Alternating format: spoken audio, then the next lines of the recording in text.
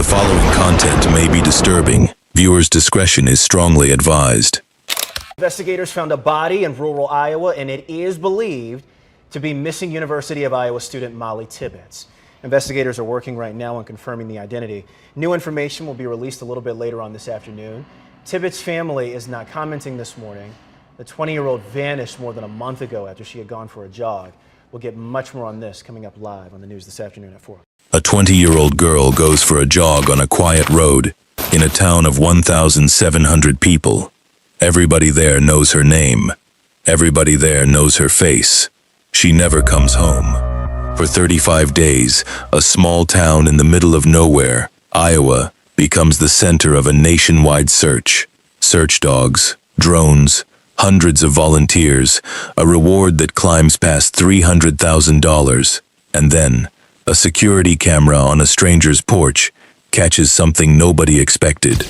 A car, following her, circling her.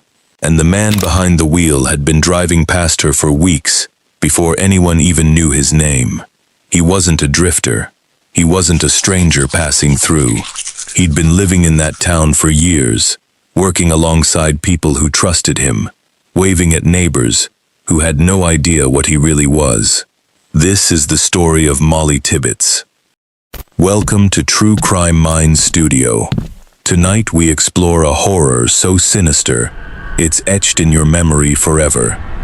If you're ready to dive deep into cases that expose the darkest corners of human deception, hit that subscribe button, smash the like, share this video, and let us know in the comments where you're watching from, and if you've heard of this case before.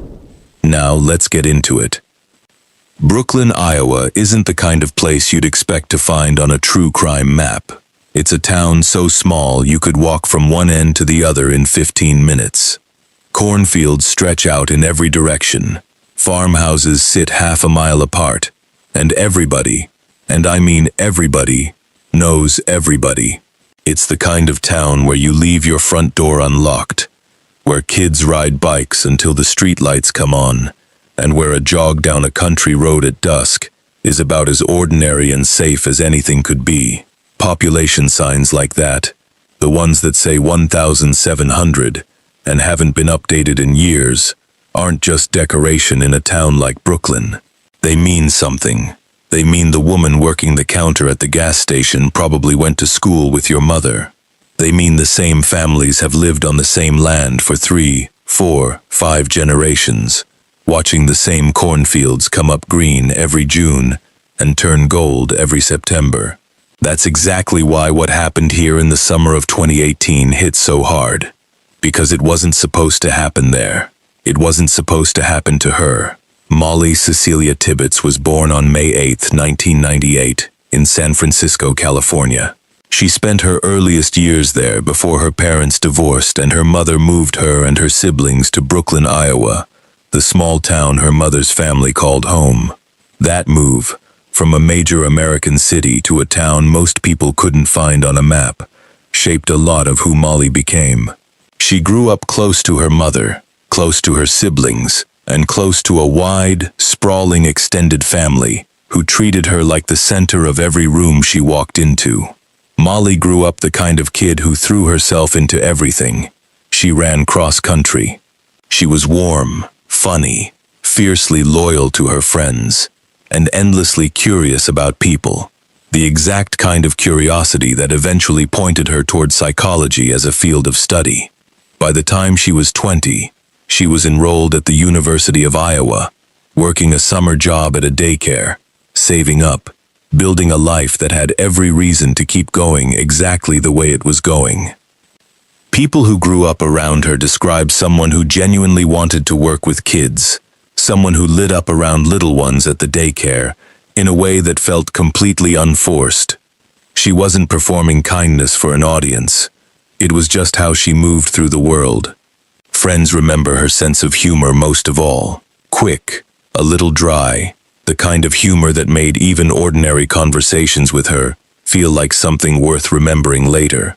She had big plans for after college, plans that involved using that psychology degree to actually help people, the way she'd always instinctively wanted to. She had a boyfriend, Dalton Jack, her high school sweetheart.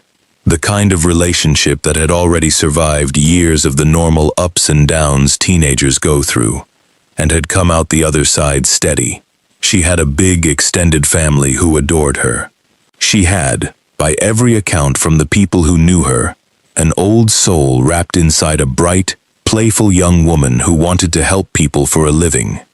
To understand why this case gripped an entire country, you have to understand what kind of place Brooklyn actually is.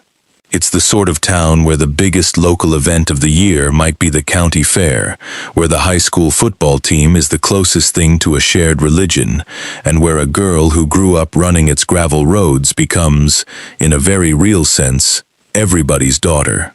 Friends described Molly as somebody who noticed people. She was the one who checked in on you after a bad week, who remembered small details about your life and brought them up months later just to show she'd been listening. She loved her family fiercely, and she loved dogs almost as much, which is part of why, that particular summer, she was happy to spend her evenings watching her boyfriend's family dogs while everyone else was away. There was nothing complicated about her plans for that night. Work, dinner, a run, bed. The kind of evening that happens 10,000 times in a small town and means nothing at all, until, once in a terrible while, it means everything. In the summer of 2018, Molly was staying at Dalton's family home in Brooklyn, while he worked out of town at a construction job about 100 miles away. She was house-sitting, watching the dogs that belonged to Dalton's brother Blake, who was also away for the weekend, visiting his fiancée. It was meant to be a quiet, unremarkable stretch of an Iowa summer. Get up, go to work at the daycare, come home, maybe go for a run before dinner. That was Molly's routine, and on the evening of Wednesday, July 18th, 2018, she followed it exactly like she always did. At around 5:30 that evening, her older brother Jake dropped her back at Dalton's house. Investigators would later confirm Jake had absolutely nothing to do with what happened next, but at the time, that drop-off was the last time any member of her family would ever see her alive. Sometime around 7:30 p.m., with the Iowa evening still bright and warm, Molly laced up her running shoes and went out for a jog, the same stretch of road she'd run 100 times before. She was wearing dark running shorts, a pink sports top, and running shoes.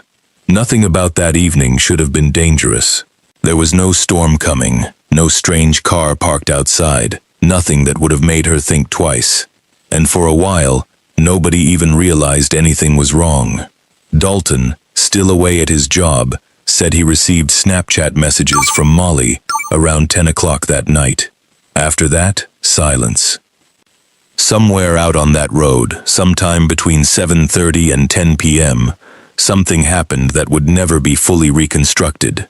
There were no witnesses, no screams anyone reported hearing, just an ordinary Iowa evening, the sun going down slow over the cornfields, and a young woman who simply stopped existing to the world around her.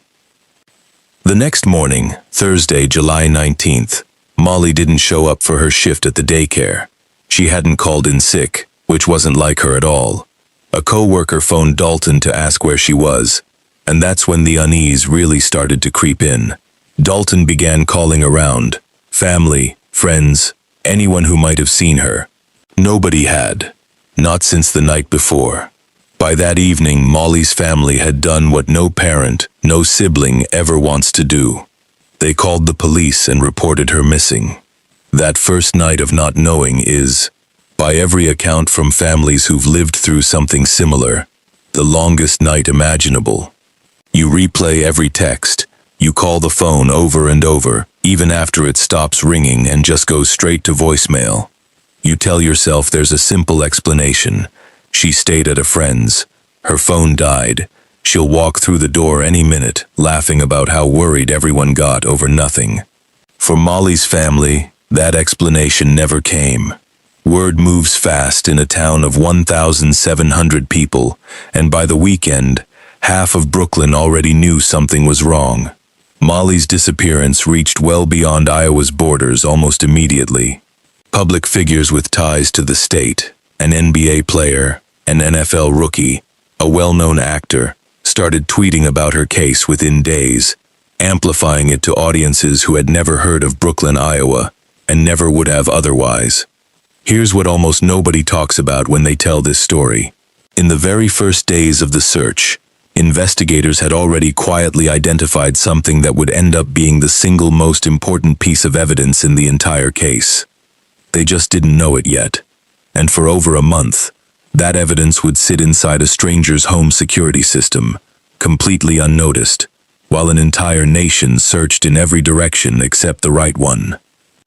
Within days, what started as a local disappearance turned into a full-blown search operation unlike anything that sleepy stretch of Iowa had ever seen. Law enforcement, first responders, and literally hundreds of volunteers combed the roads and fields between Molly's family home and her boyfriend's house. Search dogs worked the ditches. Drones flew over cornfields that stretched for miles in every direction. Fields so dense and so tall in late July that a body, or a person, could disappear into them within 3 steps and never be seen from the road. Investigators pulled cell tower data. They pulled Molly's Fitbit records, trying to reconstruct exactly how far she'd run and when her heart rate had stopped registering movement, treating a small wristband that was supposed to count her daily steps as one of the only pieces of hard data left behind from her final hour. Reporters camped outside the family home. Vice President Mike Pence met with Molly's father and brothers aboard Air Force Two during a visit to Des Moines. The story was no longer just a missing persons case in a town most Americans had never heard of. It was national news. Think about what that actually meant for a town the size of Brooklyn. Overnight, satellite trucks were parking on streets that had never seen a traffic jam in their history. National news anchors were pronouncing the name of a town most of them had never heard of a week earlier. For the people who lived there, that kind of attention is its own strange kind of trauma, layered right on top of the fear and grief they were already carrying. Neighbors who normally waved from their porches were suddenly being asked by strangers with microphones how well they knew the missing girl. And the tips poured in. By the end of July, investigators said they'd received and were chasing down more than 200 leads. By mid-August, that number had ballooned past 1,500. A website was launched, findingmolly.iowa.gov, dedicated entirely to gathering information from the public. A reward fund for information leading to her safe return grew and grew, eventually topping $300,000, at the time the largest reward in Iowa's history. Investigators publicly identified 5 points of interest scattered around the small town of Brooklyn. 2 locations inside the town itself, a truck stop off the interstate, and 2 rural spots just outside it. They urged anyone who had been in those areas on the evening of July 18th, between 5 and 10 p.m., to come forward.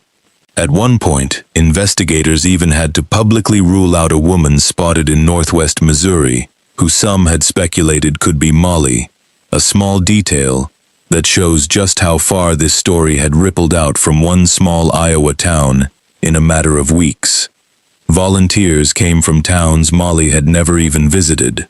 People took time off work, drove hours, and walked ditch lines shoulder to shoulder with total strangers, all searching for a girl most of them had never met. Local businesses in Brooklyn started printing missing person flyers and t-shirts, almost around the clock, just to keep up with demand. It's easy, from a distance, to see a search like this as statistics, but on the ground it looked like exhaustion. It looked like people falling asleep in their cars after 12-hour searches, waking up and doing it again. It looked like farmers pausing their own harvest work to walk their own fields one more time, just in case, even after professional search teams had already cleared them. It looked like teenagers who barely knew Molly showing up after school every day anyway, because in a town that size, Not showing up to help felt like its own kind of betrayal. What's striking, looking back, is how much of that search effort was built entirely on strangers trusting strangers. Nobody vetted the hundreds of volunteers walking those fields. Nobody ran background checks on the people manning the phone lines for tips. It was just a community deciding, collectively and almost instinctively, that this mattered enough to drop everything else. That kind of raw, unorganized goodwill is rare to see at that scale. And it's part of why, when the eventual outcome came, it landed as hard as it did. All that hope, all that labor, all those sleepless nights had been poured into finding her alive. Meanwhile, Molly's family refused to fall apart in public. Her father, Rob Tibbetts, flew back from California and stood in front of cameras, again and again, pleading with the public, insisting his daughter's disappearance was solvable if enough people cared enough to help. He spoke about her deep spirituality, how she and her brother Scott turned to prayer in hard times, how he believed, right up until he couldn't believe it anymore, that Molly was still out there. Family's holding up just fine. We're setting our personal feelings aside. This is a fight for our daughter. And so we have all the tools that we can use, and I want to thank the media for coming here and helping us to share this story, because we are told very little by the authorities for very good reason. They are incredible partners. They put together an incredible investigation. It's large, it's sophisticated, it's aggressive, and they have been nothing but sensitive to our family. And to suggest otherwise is wrong. But they are not sharing information with us because they don't need to share information with someone who might be implicated in this. There were moments during that search where hope briefly spiked. At one press conference, Molly's family stated they believed she was being held captive somewhere, still alive, a belief they clung to because the alternative was unthinkable. They attended a vigil in Waterloo, originally meant for missing and murdered children across the state, standing among other families who understood exactly what that particular kind of waiting felt like. Her boyfriend Dalton and her father spent a day at the Iowa State Fair, of all places, handing out flyers and buttons with her face on them to total strangers in the crowd. It's a strange, gutting image if you stop to think about it. A father, standing in a sea of fairground noise and cotton candy and Ferris wheel lights, trying to get one more person, just one more, to remember his daughter's face. But as August wore on, hope started to erode. Investigators weren't finding her. They weren't finding anything solid. Rob Tibbetts made the difficult decision to fly back home to California on August 18th, telling reporters he'd return the moment there was any real development. He didn't have to wait long. While hundreds of strangers searched ditches and cornfields for a body that wasn't even there yet, the man who knew exactly what happened to Molly was still walking around Brooklyn, going to work, driving past search parties.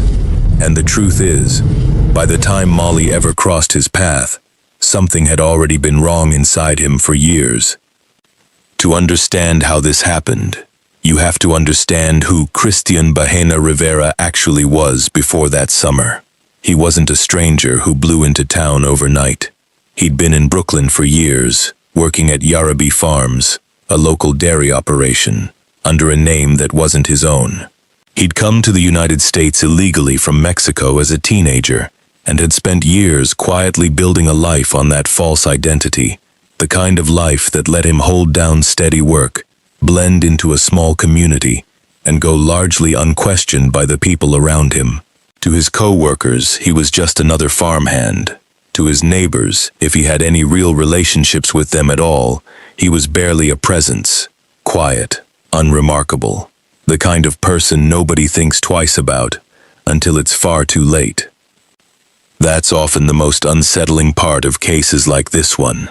It's never the loud, obviously dangerous person that a small town needs to worry about.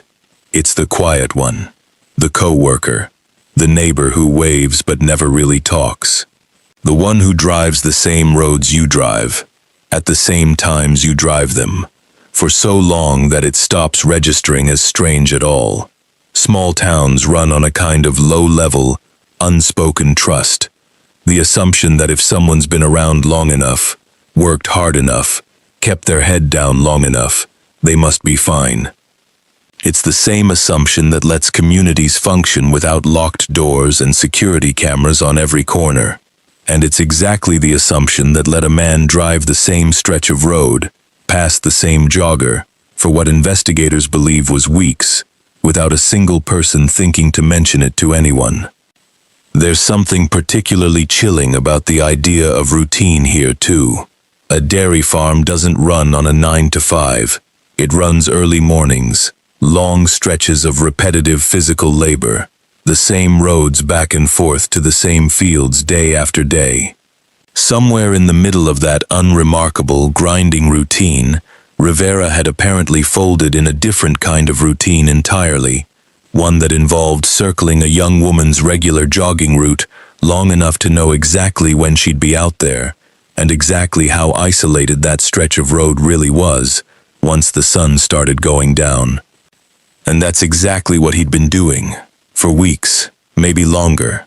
That same black Chevy Malibu had been appearing again and again on the same stretch of road Molly ran on.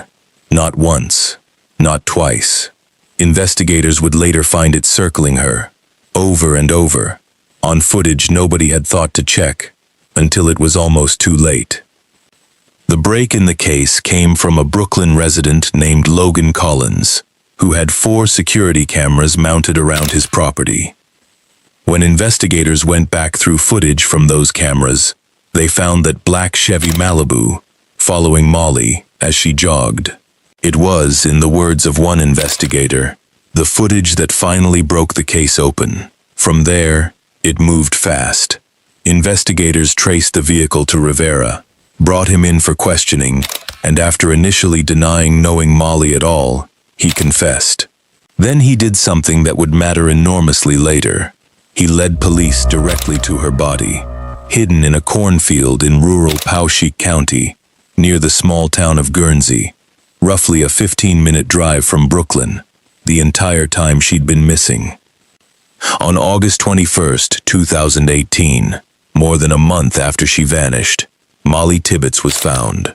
Rivera was arrested that same day and charged with first-degree murder, held on a $5 million cash-only bond, and a federal immigration detainer. And that single fact, his immigration status, more than almost anything else in this case, is what turned a small-town tragedy into a national political firestorm. The moment the news broke that a body had been found, Brooklyn changed overnight.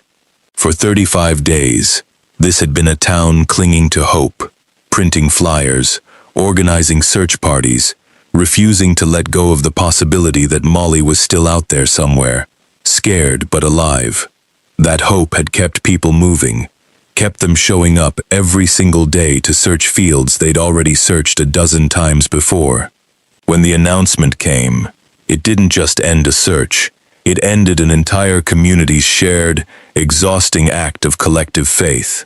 People who had never even met Molly described crying in their cars, in grocery store parking lots, at kitchen tables, the way you cry for someone in your own family.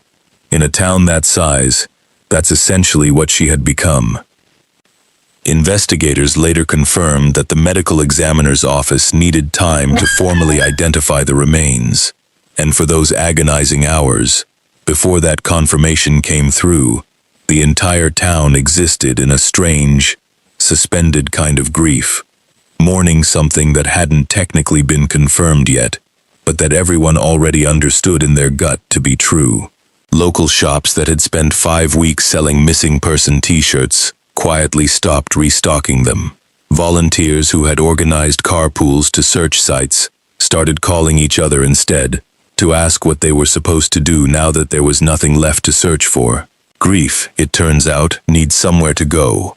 And for a while, that entire community simply didn't have anywhere to put it. There's also something worth sitting with in how differently this case could have gone.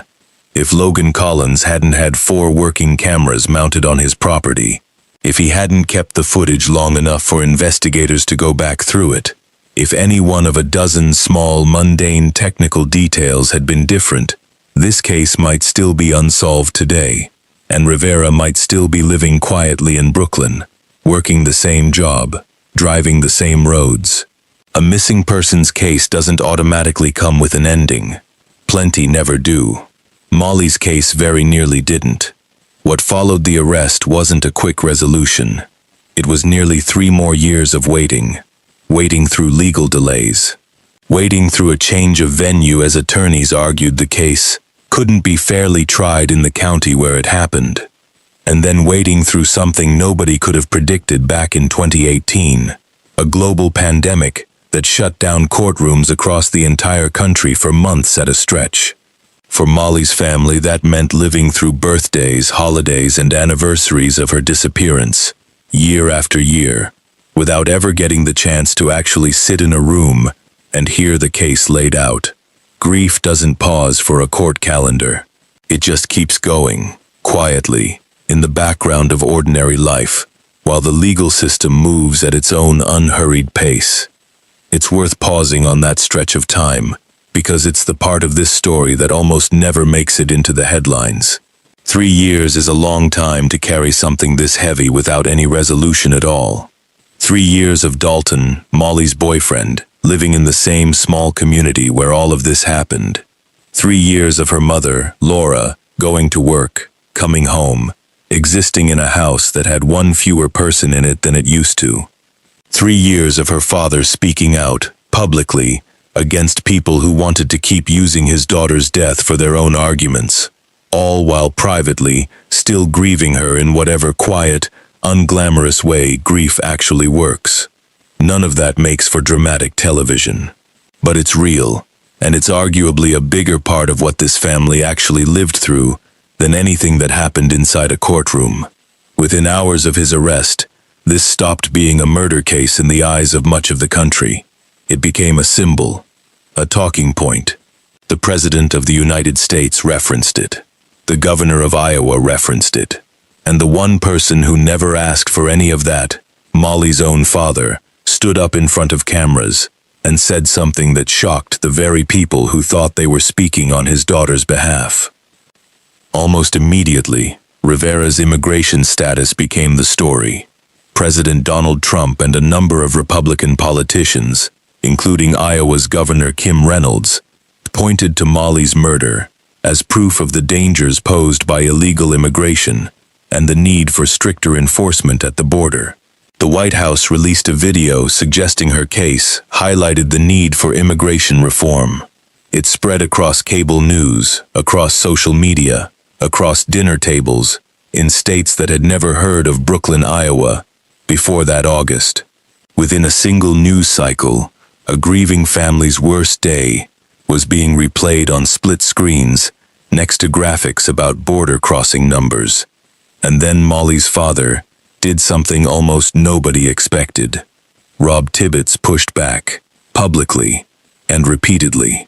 At his daughter's own funeral, of all places, he spoke out against the rise in anti-immigrant sentiment that had followed her death, expressing support for Iowa's Hispanic community.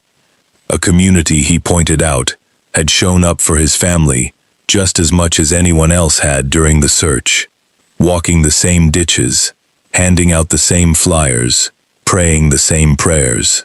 Later, in an op-ed for the Des Moines Register, he went even further, writing that he believed Molly herself would have found the politicization of her murder to be racist, and asking that people stop using his daughter's death as a weapon in a debate she never signed up to be part of. It's a genuinely rare thing, a father standing at a podium 2 weeks after burying his daughter, using that platform not to demand vengeance, but to specifically ask an entire country to stop misusing her name. It got more complicated still. Reports later surfaced that the very family who owned Yarrabee Farms, Rivera's employer, had significant ties to Republican political donors, adding another uncomfortable layer to a story that many wanted to be simple and clean. It wasn't. Suddenly, A case that had started as a small-town search for a missing daughter was being picked apart by commentators on every side of the aisle, each one trying to fit Molly's death into whatever argument they'd already been having before her name ever entered the conversation. Very few of those commentators had actually met her. Fewer still had spent even a single night searching a ditch alongside her family.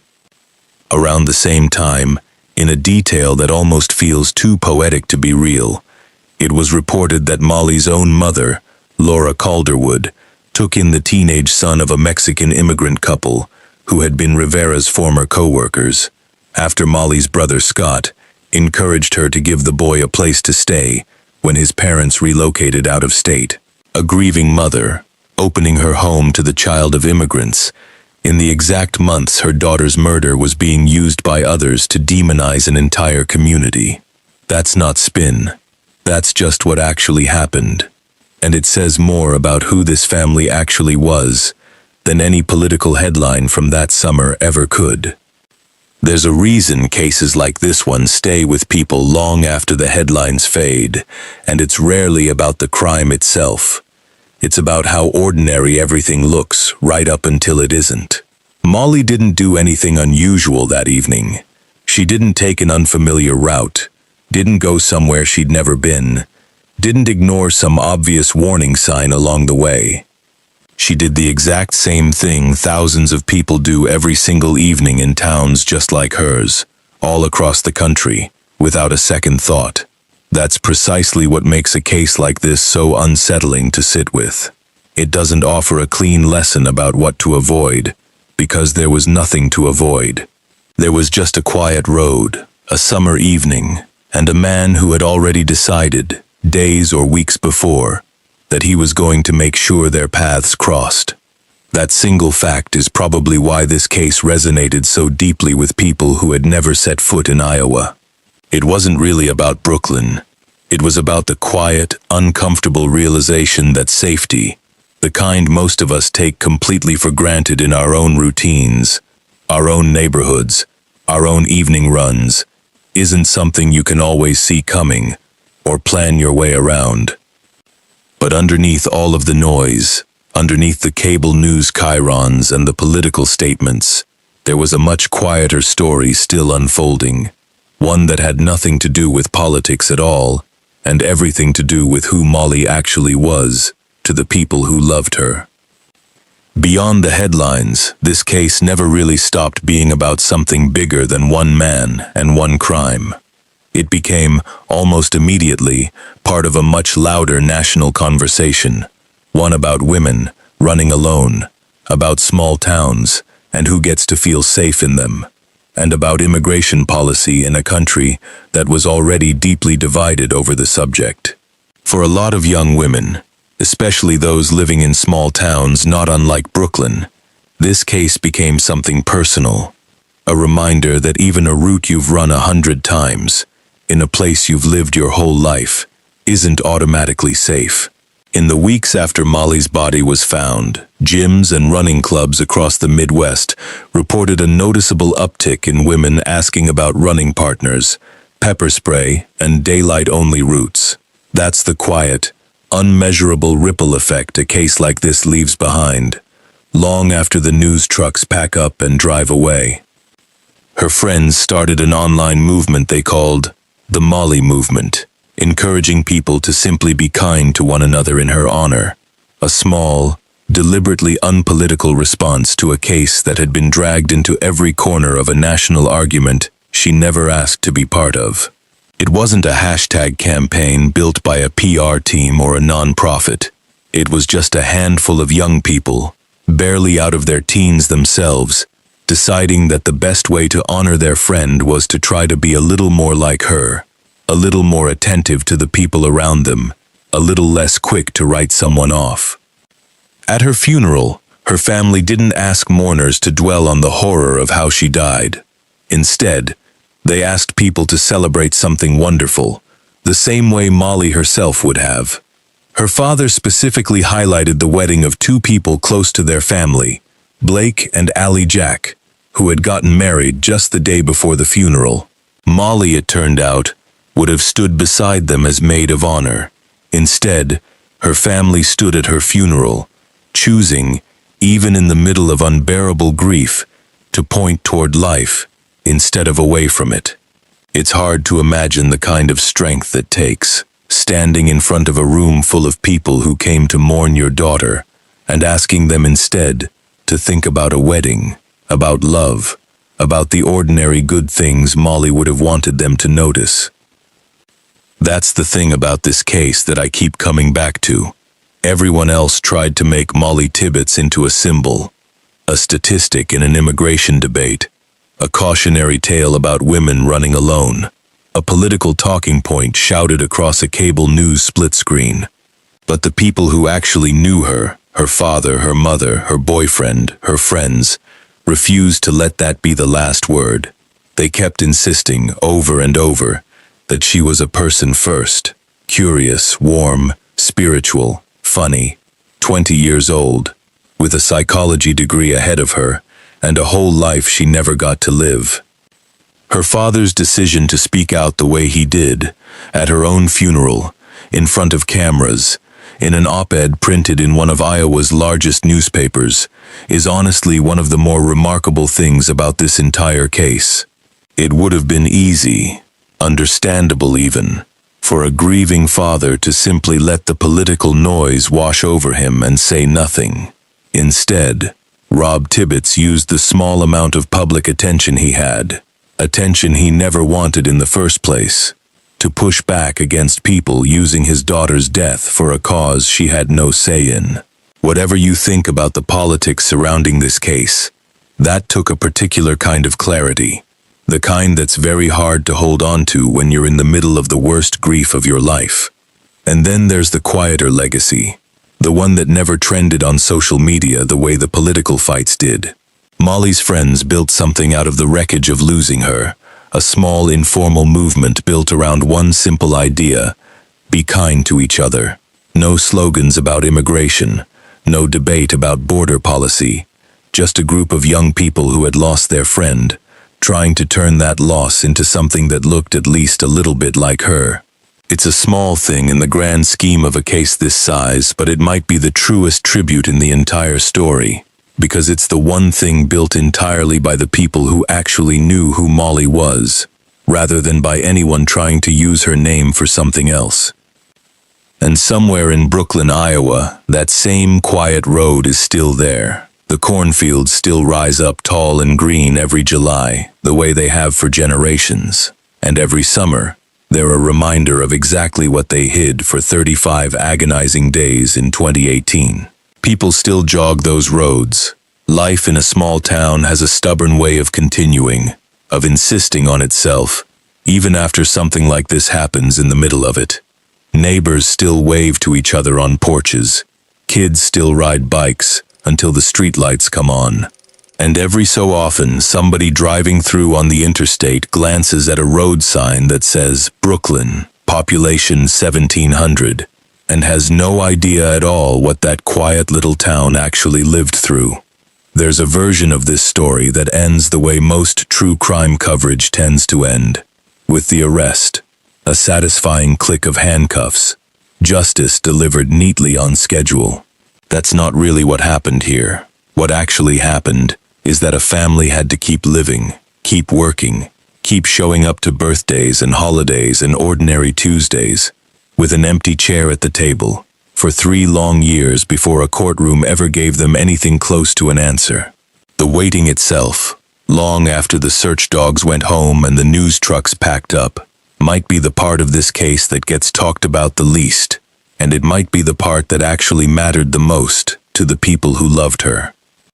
And when that courtroom finally did open, 3 years later, the man everyone thought had already told the truth back in 2018 stood up and said something nobody in that room expected to hear. When the trial finally began in May of 2021, Rivera stunned the courtroom by abandoning his original confession, claiming instead that masked strangers had forced him to participate at gunpoint. The jury didn't believe him. And with that, Mr. Brown, you may continue with your cross-examination of this witness. Thank you, Mr. Bahena. I want to take you back to the cornfield where Molly Tibbetts was put in the corn, okay? You, just to make, I know we've had a lunch break here, but you claim that there were two other men with you at the cornfield. Is that right? Correct. And while these men were there, they remained covered, as you've mentioned. Is that correct? Sí. Yes. So they still had these stocking hats over their faces. Is that right? Correcto. Correct. Still had a long sleeve sweater or that they were wearing. Is that right? Correcto. Correct. And long pants, correct? Correcto. Correct. These two men that you claim were with you at the cornfield, they did not strike you or punch you. Is that right? No. No, they did not. They did not cut you with a knife. No. No. They did not shoot you with a gun, correct? No. No. They did not even threaten you with a gun. Is that correct? Algunas veces solamente como apuntaban, pero nunca algo muy serio. Sometimes they were pointed, but nothing really serious. You cannot tell us who these men are, correct? No.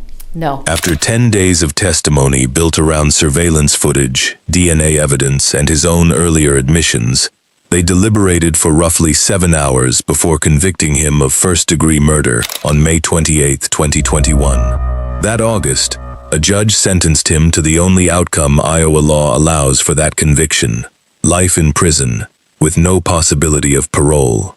Molly's mother, Laura Calderwood, read a victim impact statement directly to the man who killed her daughter, reminding him that all Molly had wanted that evening was a quiet run, and that because of him, she would never get to watch her daughter become a mother of her own.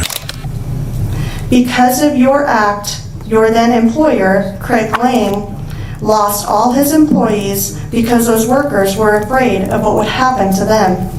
Because of your act, Dalton Jack will never get to give Molly the engagement ring he had purchased for her. Because of your act, Molly's father, Rob, will never get to walk his only daughter down the aisle. Because of your act, Mr. Rivera, I will never get to see my daughter become a mother. I do hope one day Paulina has the opportunity to become a mother, but how will she ever explain to her children who their grandfather is? This is the legacy you left behind for your only child, Mr. Rivera. I don't know whose situation is worse. Thank you. Rivera will spend the rest of his life in an Iowa prison cell, exactly where the law says he must, with no chance of ever walking out. Thank you for watching. If this case affected you the way it affected me, let me know in the comments, and if you haven't already, subscribe for more cases like this one every week. And the next time you lace up your shoes for an evening run, or the next time you see somebody else out doing the same thing, maybe give them a little more room or a little more attention than you normally would. It costs you nothing, and for someone somewhere, it might actually matter. Until next time, stay sane.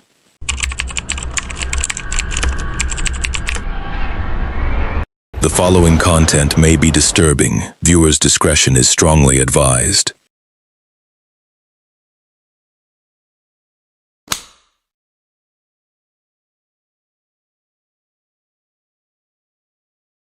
(6:51 p.m., February 18th, 2014. A hair salon on a busy street in Gloucester, England. Customers are sitting in chairs. Colleagues are sweeping hair off the floor. It's an ordinary Tuesday evening, the kind that ends in nothing more dramatic than closing up and going home. Then the front door opens. A man walks in. He's calm. He doesn't shout. He doesn't threaten. He walks straight past the reception desk toward a 20-year-old hairdresser with red hair and a wide smile. A girl everyone in that salon called Ginge. In under 2 minutes, in front of every single person in that room, he stabs her 14 times. Someone had already picked up the phone the second he walked in the door. Police are on their way. They are minutes away. They will not make it in time. And the most chilling part of this story isn't what happens in that salon. It's everything that happened before it. All the warnings that were given, all the chances that were missed, and all the people who saw this coming and still couldn't stop it. This is the story of Holly Gazard. Welcome to True Crime Mind Studio. Tonight we explore a horror so sinister, it's etched in your memory forever.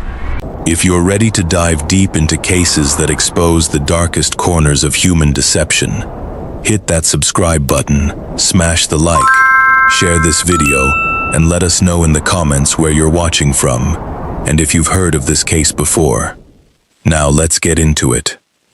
Holly Rebecca Gazard was born in 1993, a full month premature.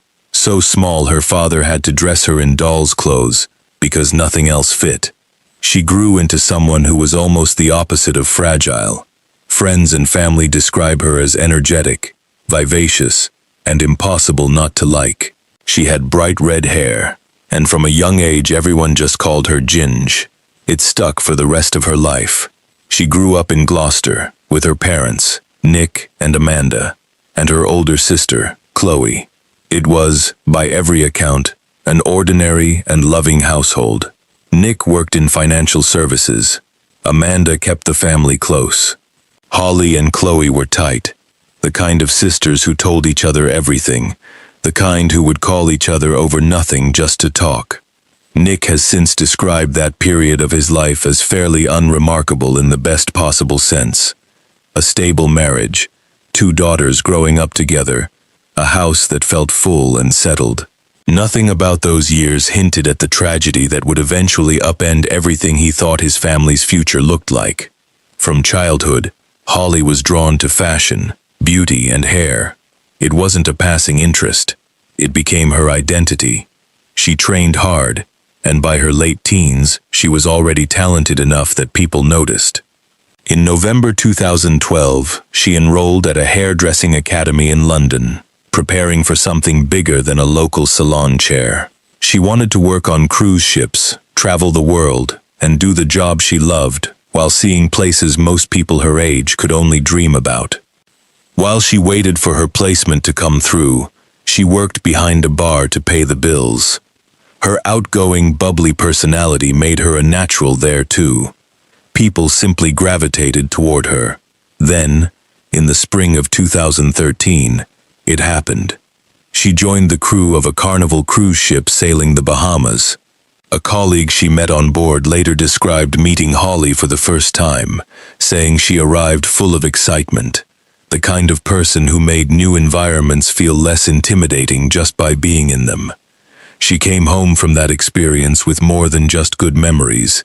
She came home with ambition. Holly didn't just want to cut hair for a living. She wanted to build something of her own. She had a genuine head for business, and she was already talking about one day opening her own salon. She wasn't drifting through life. She was working towards something, methodically, the way driven people do. Friends who knew her during that period described someone who had figured out, at a young age, exactly what she wanted, and exactly how she planned to get there. She talked about it the way people talk about plans they actually intend to follow through on. Not idle daydreams, but a genuine roadmap for her 20s. By early 2014, she was working at Fringe Benefits and La Bella Beauty, a hairdressing and beauty salon on Southgate Street, in the heart of Gloucester city centre. She was well liked by clients and colleagues alike. Regulars asked for her by name. Co-workers describe her as the kind of person who made a shift better just by being on it. She had her whole life ahead of her, and for the first time in a while, she seemed genuinely settled. She was close to home, close to her family, working a job she loved, with a business plan for her own future forming in the back of her mind. Southgate Street itself is one of the busiest stretches in Gloucester city centre, lined with shops, cafes, and offices. The kind of street where hundreds of people pass by every single hour without a second thought. It was not an isolated location. It was not somewhere a person could disappear into quietly. Whatever was coming for Holly was going to happen in full view of the world, whether the world was ready to witness it or not. And she also had a boyfriend.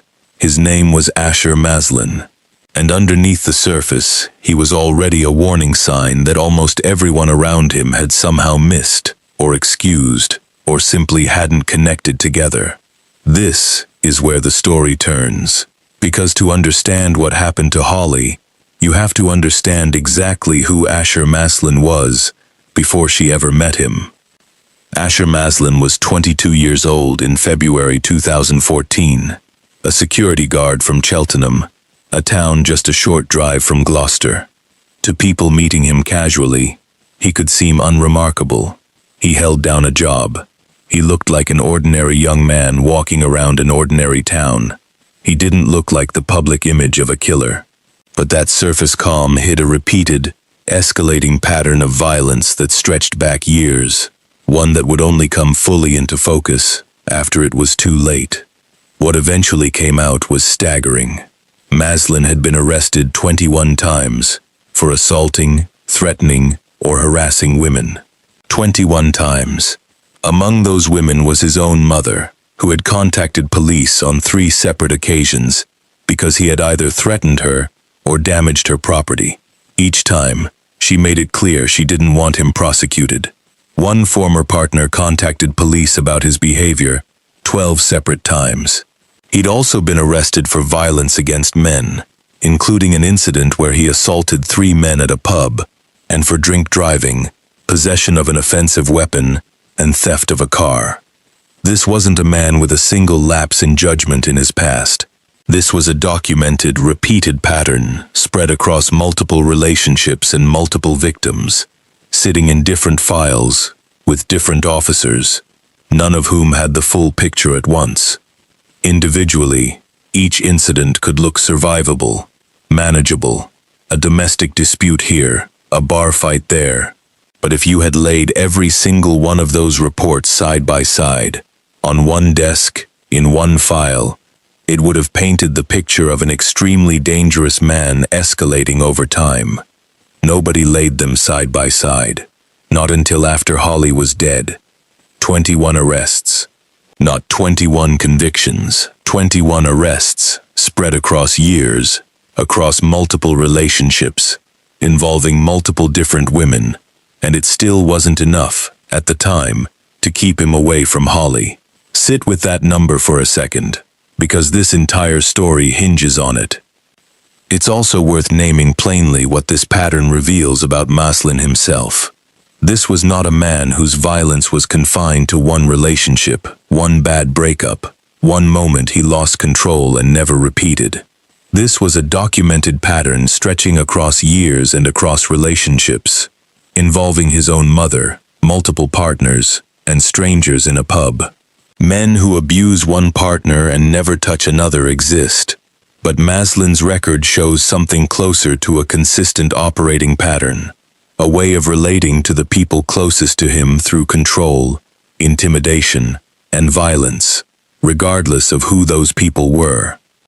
Holly and Asher's relationship followed a pattern that will feel painfully familiar to anyone who has studied coercive control. It didn't start with violence. Few abusive relationships do. It built gradually, the way these things almost always do, until the people inside it can't always see how far it's drifted from where it started. If you've never studied coercive control up close, it rarely looks like the movies. It doesn't usually start with a slap or a shove. It starts with a tension that feels flattering, then constant, then exhausting. Messages that never stop. Questions about where you were and who you were with. A slow, patient erosion of your independence, dressed up as love, until the person on the receiving end is so deep inside it that even they struggle to identify exactly when it stopped being affection and started being control. By the time physical violence enters the picture, in a huge number of cases, the emotional groundwork has already been laid for months. sometimes years. Holly was living inside exactly that pattern. Coercive control was actually recognized as a specific criminal offense in England and Wales the year after Holly's death, in 2015, largely as a direct response to cases exactly like hers. Before that law existed, prosecutors and police were often left trying to fit a slow, systematic pattern of psychological domination into legal categories designed for single, isolated incidents: a punch, a theft, a threat, none of which, on their own, captured the full and cumulative danger of what someone like Maslin represented. The new law finally gave a name to the thing that so many victims had been describing for years, without the language to make it stick in a courtroom. A persistent pattern of behavior designed to make a partner frightened, isolated, and dependent, even when no single incident looked serious enough on its own to justify intervention. During their relationship, Maslin's violence toward Holly became physical. He grabbed her by the throat, he hit her, he kicked her. This wasn't hidden information that only came out afterward. People around them knew something was wrong. In January 2014, Holly ended the relationship. She was done. She'd made the decision that so many survivors are told to make, the decision that domestic violence charities spend years urging people toward: get out, walk away, end it. She did exactly that. And here's the part that should genuinely unsettle you. For a huge number of victims of domestic abuse, the most dangerous point in the entire relationship isn't while they're in it. It's the weeks right after they leave. That's when control is slipping away from the abuser, and some of them will do anything to get it back. Holly was about to find that out, in the cruelest way possible. After the breakup, Maslin didn't disappear from Holly's life quietly. He couldn't. He was, by every account from the people who knew him, someone who simply couldn't handle rejection. And Holly knew it. She was worried enough about him that she gave her colleagues at the salon a specific instruction. If Asher Maslin ever showed up at fringe benefits, call the police immediately. Think about that for a second.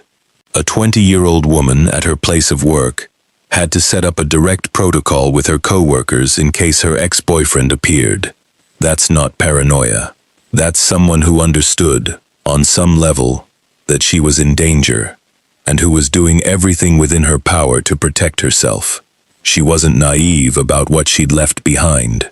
She was actively managing a threat every single day while still showing up, still smiling at clients, still building the future she wanted.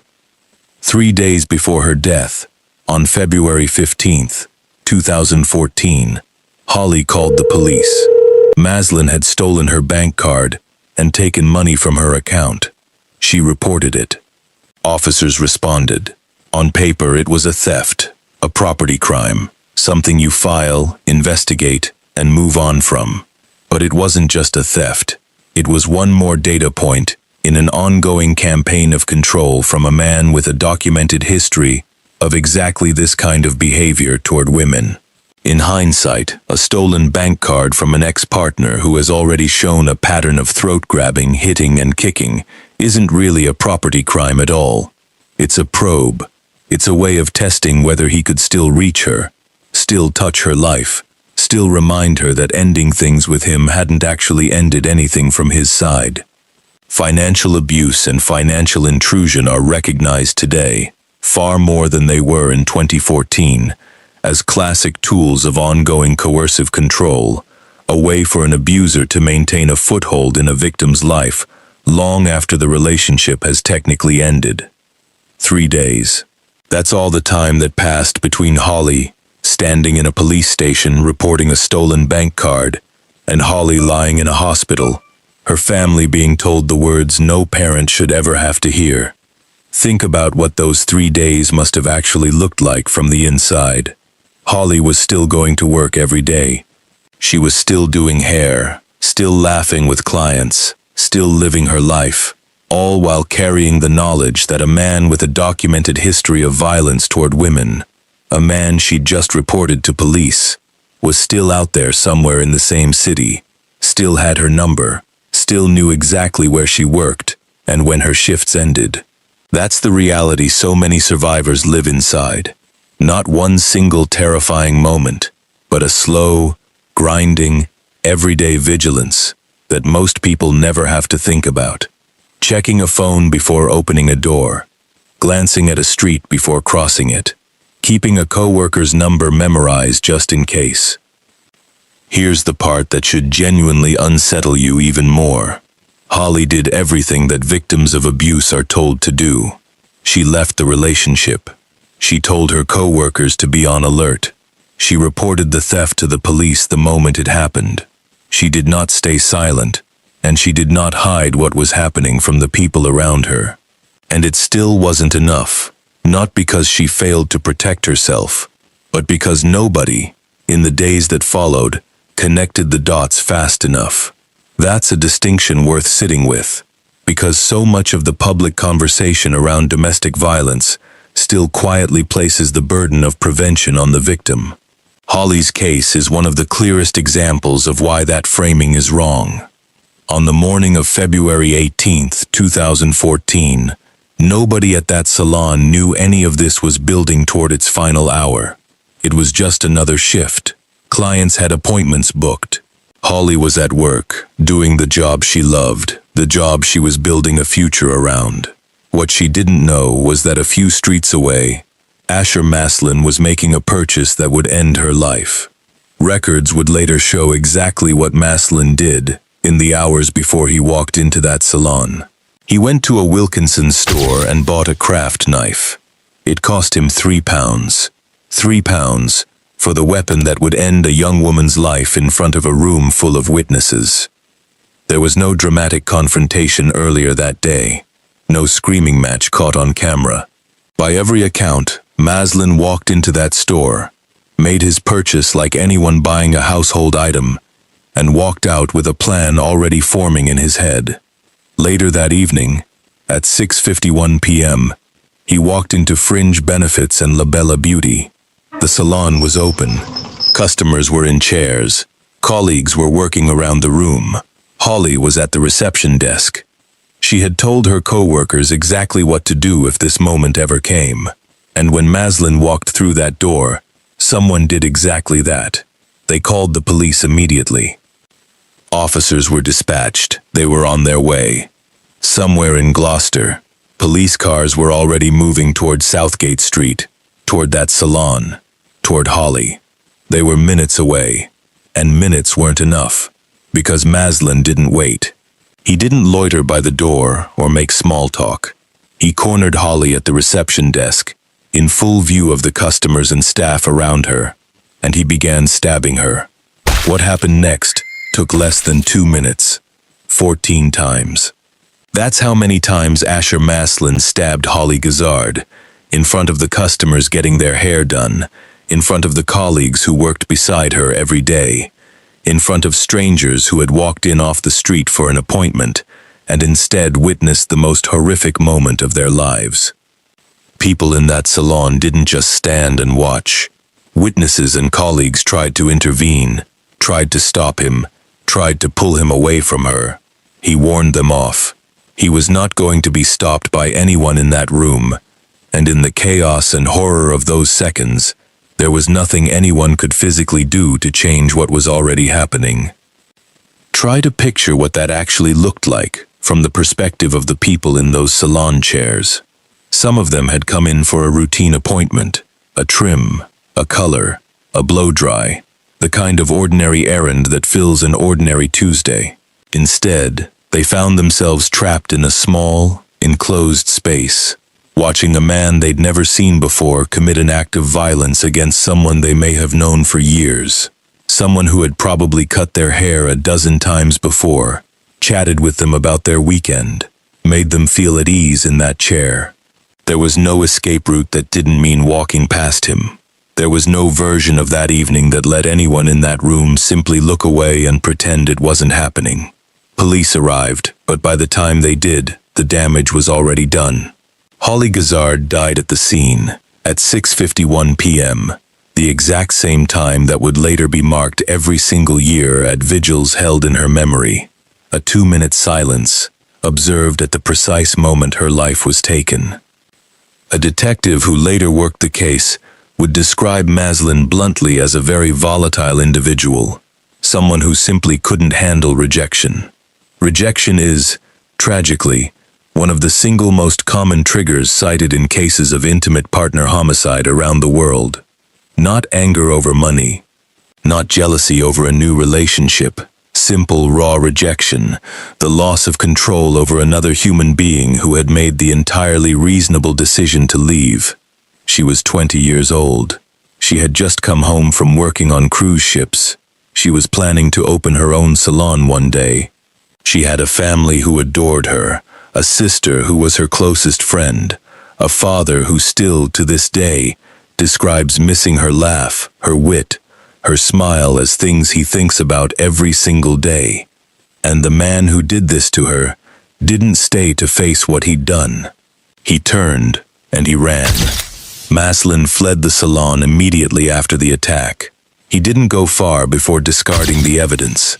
He dumped the knife at a nearby building site, apparently hoping it would never be recovered. It was. Police found it exactly where he'd left it. He then changed his clothes, presumably trying to remove any trace of what he'd just done, and took a taxi to a friend's house. For hours, while a city absorbed the news that a young woman had just been murdered, in broad public view, in one of its busiest streets, Maslin was sitting somewhere else entirely, waiting. Word spread through Gloucester fast. Within hours, people who had never met Holly were sharing the story, leaving flowers outside a salon that, just the evening before, had simply been a place people went to get their hair cut. By the next day, the front of Fringe Benefits and La Bella Beauty had become something else entirely. A shrine, covered in bouquets, cards, and photographs. A spontaneous memorial for a stranger that an entire city had somehow decided to grieve together. Her father, Nick, had to do two of the hardest things anyone can be asked to do in a single day. Tell his wife and daughter that Holly was gone, and then travel to a morgue to formally identify her body. He was living, in the space of a single evening, every parent's worst nightmare, twice over, back to back. Maslin didn't get far, and he didn't stay hidden for long. Police tracked him down and arrested him at his friend's address at 2:19 in the morning, just hours after he'd walked out of that salon. There was no extended manhunt, no weeks on the run, no dramatic chase across the country. Unlike some killers who disappear for months or taunt the public from hiding, Maslin was found and arrested within hours, sitting quietly in a house not far from where he'd killed her. He was interviewed, and eventually he admitted what he had done. That speed matters, in a strange and complicated way. It meant Holly's family didn't spend weeks or months not knowing who had done this or where he was. But it also meant almost nothing in terms of undoing the horror of what everyone in that salon had already witnessed.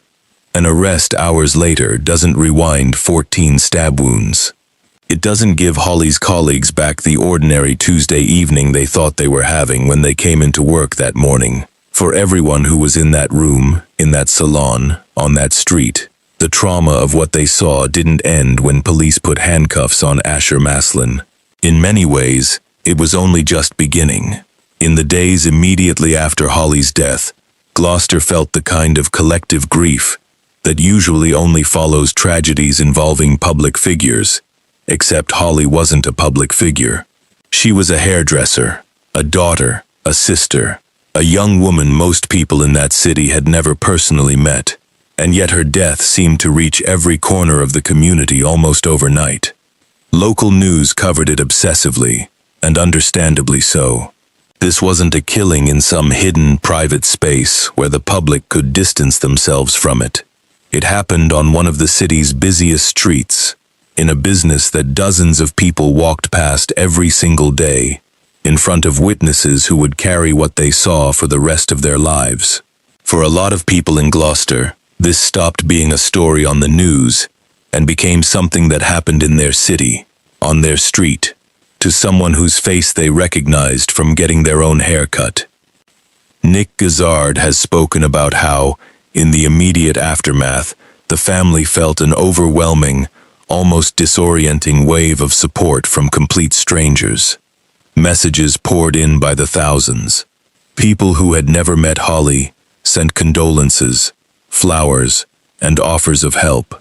In the rawest, earliest days of grief, before there was a trial, before there were review findings, before anyone had answers about what could have been done differently, all the family had was that support, and the simple, devastating fact that their daughter and sister was gone. For the staff who worked alongside Holly, the aftermath looked different again. They had watched a colleague, a friend, someone they worked shoulder to shoulder with every single day, be murdered in the same room where they styled hair, took payments, and made small talk with regulars. Many of them had tried to physically intervene in those final seconds. Grief counselors and trauma specialists who work with witnesses of violent crime describe this particular kind of experience, watching a coworker killed while trying and failing to save them, as one of the most difficult forms of trauma to process, layering grief, guilt, and fear together in a way that can follow someone for years. The salon itself, a small business on a busy street, had to somehow figure out how to reopen, how to keep serving a community that now associated the address with the worst thing most of them had ever witnessed. In the years since Holly's death, her family made a decision that so many families in this exact position eventually make. They refused to let her simply become a statistic buried in a court file. Nick has said plainly that Holly was too talented, too driven, too full of ambition to just be reduced to a case number. So instead, he and his wife Amanda, along with Holly's sister Chloe, founded the Holly Gazzard Trust. The charity's mission is directly rooted in what happened to Holly. It works to prevent domestic abuse and stalking by educating people, especially young people, on how to recognize coercive control before it turns into something violent. The trust runs workshops in schools across the country, teaching teenagers what healthy relationships actually look like, how controlling behavior can disguise itself early on as love or jealousy, and how to raise concerns safely if they see warning signs in their own relationships or in a friend's. A decade after Holly's murder, her father has said he's proud of what the trust has achieved. Training managers who now run these workshops have described the deep sense of responsibility that comes with carrying Holly's name into classrooms across the country, knowing that when Nick first started this work, his goal was simply to try to save even one person from going through what Holly went through. According to the people running the program today, they believe it's doing exactly that. They've received feedback from young people describing how the skills they learned in those sessions genuinely helped them recognize danger, stay safer, and walk away from situations that could have escalated the same way Holly's did. The trust has also worked, alongside the family, to fund young hairdressers each year in Holly's memory, honoring the specific dream she never got to finish chasing, the dream of one day opening a salon of her own. It's a strangely fitting tribute. Holly never got to open her own business, so instead, her name now helps other young hairdressers get the start she was denied. Nick Gazzard has spent much of the past decade turning his personal grief into something he can hand to strangers, over and over again, in classroom after classroom. Before Holly's murder, he was, by his own description, living a fairly ordinary life, married with 2 children, working a stable job in financial services. Nothing about his life had prepared him for what he would eventually become, a public advocate speaking directly to teenagers about coercive control, walking them through warning signs using his own daughter's story as the example, because he refuses to let her death be reduced to a headline that fades with time. The room that was once Holly's childhood bedroom has since become, in a way that speaks to just how completely this loss reshaped the family, the operational heart of the trust itself. It's a detail that captures something important about grief on this scale. It doesn't stay contained in a single afternoon of mourning. It reorganizes an entire life, an entire home, around the absence of one person. And for the Gazard family, the answer to that absence was to turn it into work that might spare someone else's family from ever having to feel it. Nick now regularly gives talks not just to school children but to police forces and other organizations across the country, describing in detail the warning signs that were present in Holly's relationship, hoping that officers, teachers, and parents alike will recognize those same signs earlier, the next time they appear in someone else's life. He has said the goal was never really about anger toward any single institution. It was about making sure that the next Holly, if she exists somewhere out there right now living through the early stages of exactly this kind of relationship, has people around her who know what to look for before it's too late. Every year, on the anniversary of her death, the community of Gloucester still gathers. Vigils have been held outside the very salon where she died, with hundreds of people, many of whom never even met her, showing up simply to stand together in her memory. At 6:51 p.m., the exact moment she died, crowds have observed moments of silence, not only for Holly, but as her father has said, as a chance to think about anyone else who has been a victim of domestic violence or stalking. At one of these anniversaries, family and friends gathered on Southgate Street once again. Prayers were said, flowers were laid on a memorial bench dedicated to her, and at the exact time she died, the crowd stood together in silence. Holly's sister Chloe has spoken about how difficult the build-up to each anniversary is for the family, but also how meaningful it is to see how many people, strangers included, still want to pay their respects to her sister, year after year. The family has also fought to protect Holly's memory in smaller, quieter ways that rarely make headlines, but matter enormously to the people living through grief. At one point, distressing photographs of Holly, together with Maslin, remained visible on her memorialized social media profile. Her family campaigned for months to have them removed, gathering over 11,000 signatures on a petition before the images were finally taken down. It's a strange, modern kind of grief work, having to fight not just to remember someone, but to control how the internet remembers them too. Holly's story has since reached far beyond Gloucester.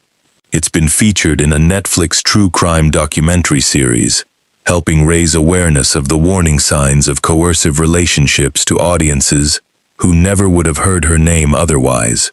Her family has taken her story around the world, speaking to schools, police forces, and organizations, determined that something meaningful would come out of an otherwise senseless loss.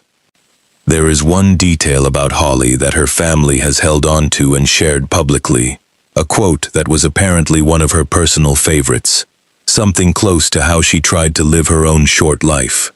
It spoke of having hope, staying strong, laughing loudly, playing hard, living in the moment, and never, ever giving up. She lived by that as much as anyone could, and in the most painful irony imaginable, it was her own instinct for survival, telling her colleagues in advance to call the police the second Asher Maslin walked through that door, that came closest to saving her.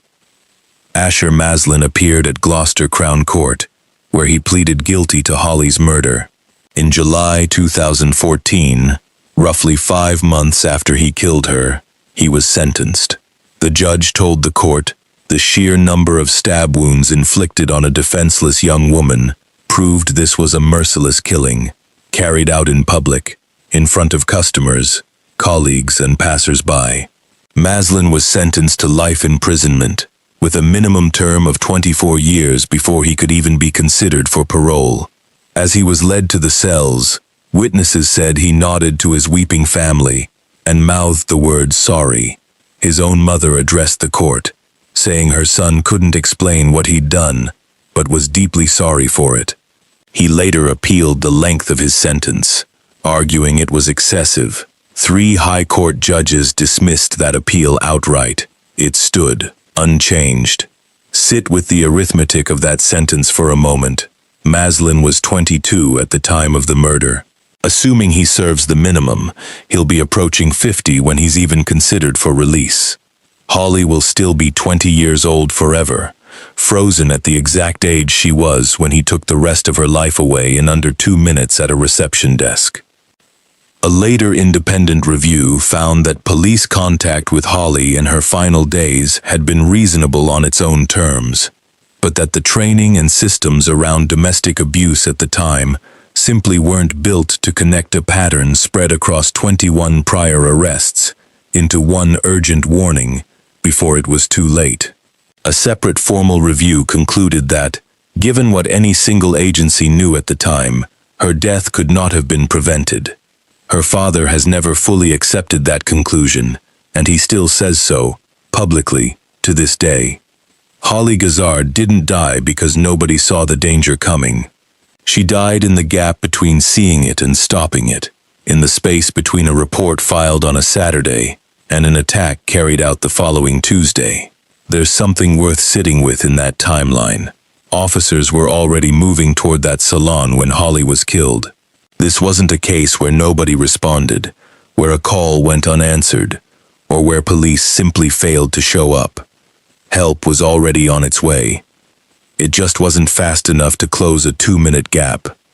And that's arguably the most disturbing takeaway from the entire case.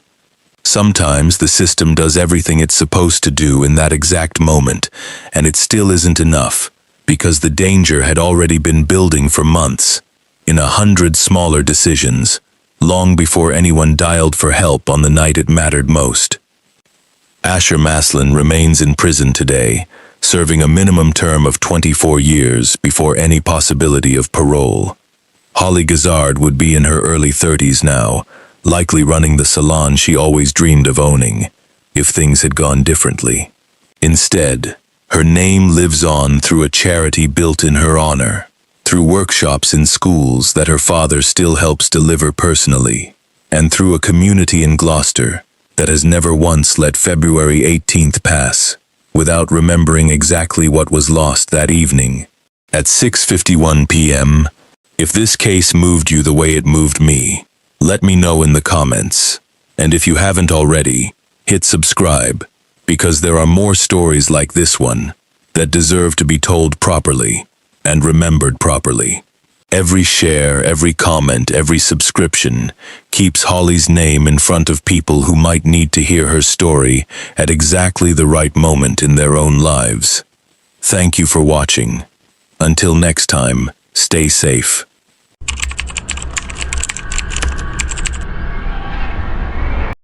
The following content may be disturbing. Viewers' discretion is strongly advised. Why are you crying? Because I'm afraid. I had to tell him I have a gun in the house. I'm just calling so that you guys know that if something happens, that I did it because I was trying to defend myself. A woman survives 2 combat tours in Iraq. She comes home. She's studying criminal justice. She's weeks away from graduation. And the man who ends her life isn't a stranger who grabbed her off the street. He's the man she paid rent with. The man who slept down the hall. The man everyone believed was her friend. And when investigators finally close in on him, it isn't a body, a weapon, or a confession that gives him away first. It's a search he typed into a public library computer. 3 words that told them exactly where to look before they ever found her. This is the story of Maribel Ramos and the roommate who thought love could be taken by force. Welcome to True Crime Mind Studio. Tonight we explore a horror so sinister, it's etched in your memory forever. If you're ready to dive deep into cases that expose the darkest corners of human deception, hit that subscribe button, smash the like, share this video, and let us know in the comments where you're watching from and if you've heard of this case before. Now let's get into it. Maribel Manriquez Ramos was born on November 22nd, 1976. From a young age, she wanted one thing. She wanted to serve. Not in some abstract, poster-on-the-wall way, She grew up telling people, plainly, that she wanted to wear a badge one day. Law enforcement wasn't a backup plan for her. It was the plan, the one constant in a young life that otherwise looked like anyone else's. Life doesn't often hand people a straight line to their dreams, though, and Maribel's path to that badge would take her somewhere first. To afford the college education she'd eventually need, she enlisted in the United States Army. She didn't just serve a token stint either. Over the course of roughly 8 years, she completed 2 combat tours in Iraq. She saw things over there that most people never have to see. She came home changed, the way anyone would be, but she came home. And she came home determined, not broken. By the early 2010s, Maribel was a student at California State University, Fullerton, working toward a degree in criminal justice. It was the last piece of the puzzle. Get the degree, join a police department, finally become what she'd always pictured herself being since she was a little girl. She was disciplined. She trained hard, kept herself physically fit from her years in the military, and by every account from the people who knew her, she was warm, generous, the kind of person who noticed when someone around her was struggling and did something about it, without being asked. Then her mother got sick. Maribel didn't hesitate. She moved into her mother's apartment in Orange, California, to take care of her, splitting her time between caregiving at night and her degree during the day. That's who she was. She didn't put her life on pause out of obligation. She did it because that's simply what she believed you did for the people you loved. And when her mother passed away about a year later, Maribel found herself alone in that apartment, grieving, and suddenly facing a problem a lot of us have faced at some point in our lives. She couldn't cover the rent by herself, not on a student's income, not in Southern California. She reached out to her sister, Lucy Gonzalez, first. But Lucy had a young daughter and didn't want to disrupt her child's home life. So Maribel did what a lot of people do in expensive housing markets when they're stretched thin. She posted an ad. She went looking for a roommate. That's how Kwang Chol Joy walked into her life. Before we go further, it's worth painting a fuller picture of the neighborhood and the moment this all took place in. Orange, California in the early 2010s was the kind of quiet, tree-lined suburb people picture when they think of safe Southern California living.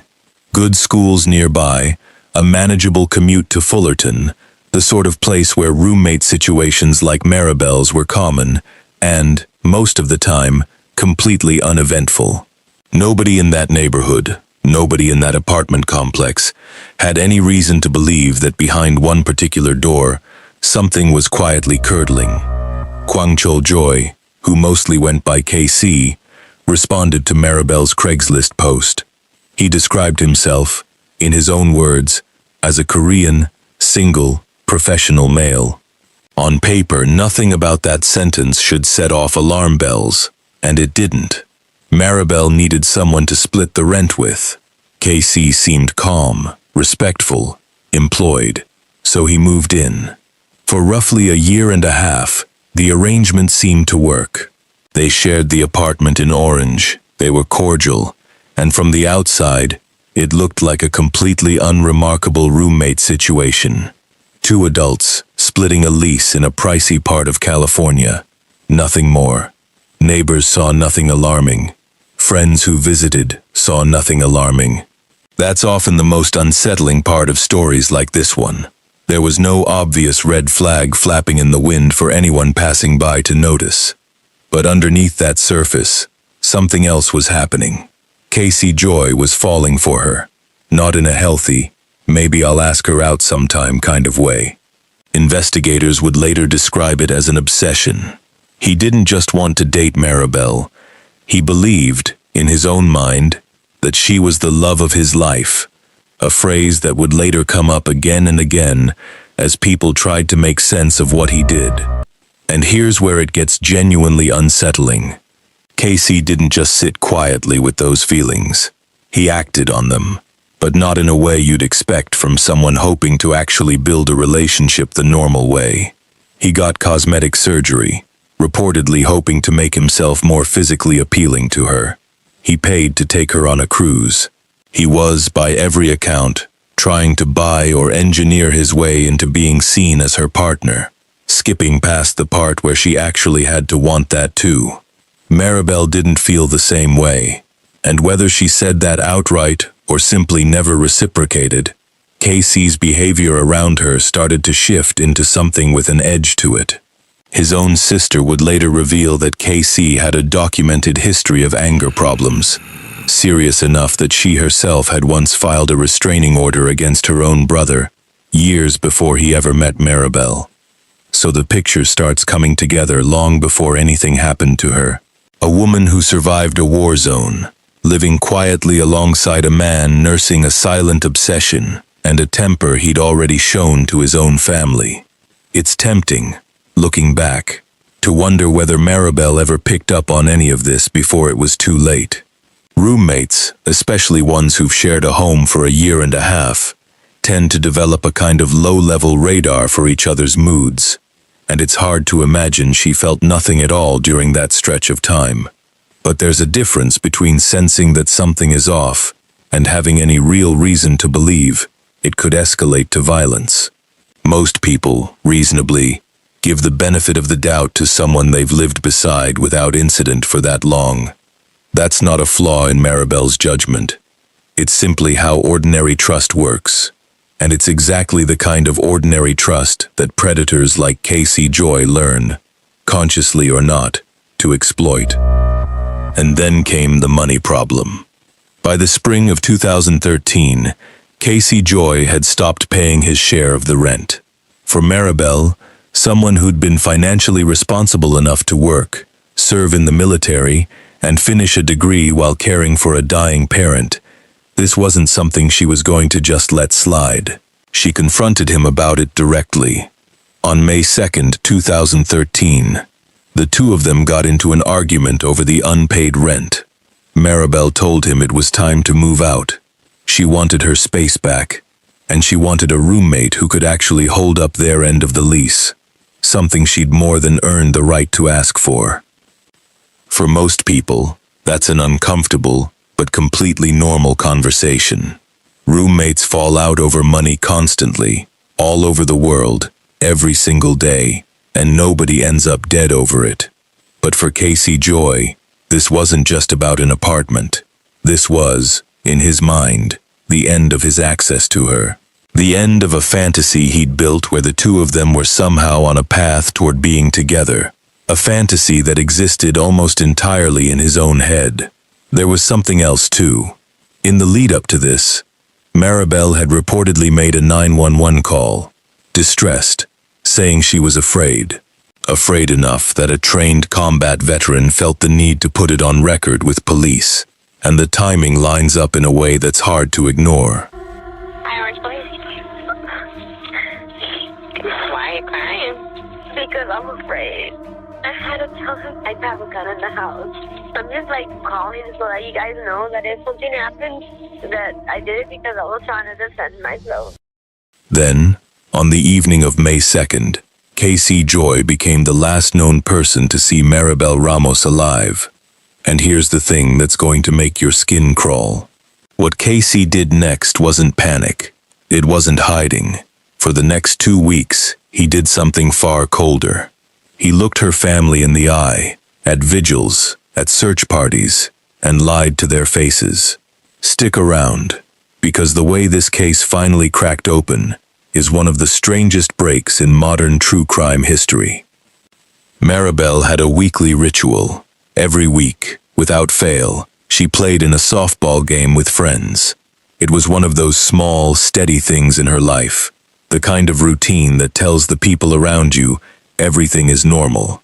So when she didn't show up to that softball game, the people who knew her noticed immediately. This wasn't a woman who blew off her friends. This wasn't a woman who went quiet. Family and friends started calling her. No answer. They kept calling. Still nothing. Eventually, worried enough, they went to her apartment to check on her themselves.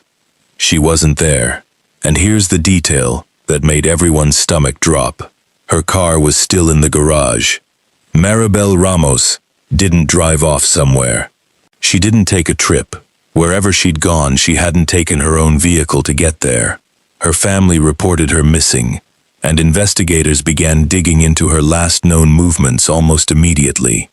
They pulled surveillance footage and traced her final hours. The last confirmed sighting of Maribel in public was from around 7:15 p.m. the evening before, footage showing her dropping off her rent check, a mundane, everyday errand, and then nothing. No more footage, no more contact, no more Maribel. Investigators did what they always do in cases like this. They started looking at the men in Maribel's orbit. She'd been on the dating site Plenty of Fish, and she'd met a few men through it, including a boyfriend named Paul Lopez. Using cell phone records and surveillance video, investigators cleared each of these men from suspicion one by one. Lopez was cleared. The others she'd met online were cleared too. That left the person closest to her, physically and geographically. The man who lived down the hall, Casey Joy. At first, Casey played the part you'd expect from a distraught roommate. He went on camera for local news, visibly anxious, telling reporters how worried he was about Maribel. He talked about how much he missed his friend. On social media, in the days after her disappearance, he was commenting on posts related to her case, publicly expressing grief for a woman he already knew was gone. But there were cracks showing almost immediately, for anyone paying close attention. Despite positioning himself publicly as the concerned roommate, Casey started pulling away from the very people he claimed to be grieving alongside. He distanced himself from Maribel's family, people he'd previously been friendly with. He largely avoided participating in the vigils and search efforts being organized to find her. If you've truly lost someone you love, or even just a close friend, you tend to want to be there, searching, doing something. Casey wasn't. He was watching from a careful distance, and he had a reason to. This is the part of the case that genuinely separates it from almost every other true crime story I've covered on this channel, so pay close attention here. As investigators kept a quiet eye on Casey Joy, they noticed a pattern. He was spending an unusual amount of time at the Orange County Public Library, specifically checking out laptops to use inside the building. On its own, using a library computer isn't suspicious. People do it every day. But when investigators pulled his browsing history from those sessions, what they found chilled them. Casey had been searching for information about how a human body decomposes over time. Not casual curiosity. Specific, detailed searches about the physical process of decay, timelines, what happens to remains left outdoors. But it got worse. On May 16, 2013, just 2 weeks after Maribel vanished, Casey Joy visited a Facebook post. Not a random post. It was one created by Maribel's own family, publicizing an awareness walk they were organizing to search for her and keep her case in the public eye. Using a satellite map tool on that same library computer, Casey zoomed in and narrowed his focus onto a very specific area, a location near Santiago Canyon Road and Jackson Ranch Road, the exact area where that awareness walk was scheduled to take place. Think about what that means for a second. A man who claimed to have no idea what happened to his roommate was, in secret, using satellite imagery to study the precise patch of wilderness where the people searching for her were about to walk. Why would an innocent man need to know that? And this is where the case takes a turn nobody in that library or that police department could have predicted. Because Casey Joy wasn't just researching a random stretch of canyon. He was making sure the search parties stayed far away from the one place he needed them to avoid. And when investigators finally connected those dots, they realized they weren't tracking a missing person case anymore. They were tracking a killer covering his tracks in real time. With the browsing history in hand, and mounting suspicion after weeks of inconsistencies, investigators moved. On May 17, 2013, officers arrived to arrest Casey Joy. His reaction in that moment told its own story. When he saw the officers approaching, Casey reportedly tried to flee, going as far as attempting to jump out of a window to get away. He didn't get far. Officers apprehended him, and he was taken into custody. But here's the brutal reality investigators were sitting with, even after that arrest. They didn't have a body. They didn't have a confession. What they had was a search history, a strained relationship, a lie about the night in question, and a man who tried to run the moment police showed up. They needed Maribel, using the digital trail KC had left behind, particularly that satellite search zeroing in on the Santiago Canyon and Jackson Ranch Road area. Investigators expanded their search into that stretch of terrain. And there, in a remote area known as Majesca Canyon, in a shallow, hastily dug grave, they found her. Maribel Ramos's body was recovered roughly 2 weeks after she vanished. And this is where the case becomes almost frustrating, in how much it relied on inference rather than hard proof. Because of how much time had passed, and the condition the elements had left her remains in, medical examiners were never able to conclusively determine her exact cause of death. There was no clean forensic answer waiting for anyone. Investigators had a theory, and it's a genuinely eerie one when you sit with it. Maribel wasn't some vulnerable, easy target. She was a combat veteran. She'd trained for years in the military, she was physically fit, and by all accounts, if Casey Joy had confronted her face-to-face in a fair fight, she likely could have overpowered him without much trouble.